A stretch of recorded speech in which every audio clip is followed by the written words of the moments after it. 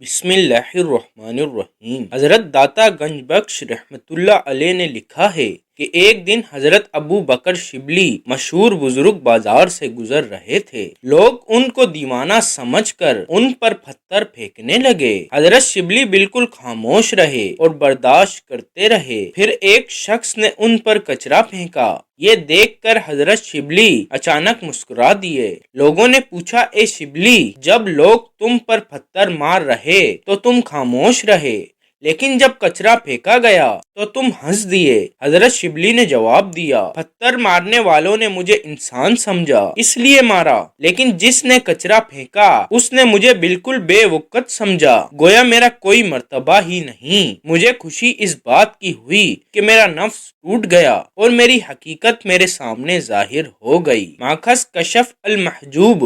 حضرت علی حجویری۔ یہ واقعہ صوفیہ کے نفس کو توڑنے اور عاجزی اختیار کرنے کی بہترین مثال ہے۔ ناظرین، اللہ تعالیٰ کے 99 ناموں میں سے ایک نام ضرور ٹائپ کریں۔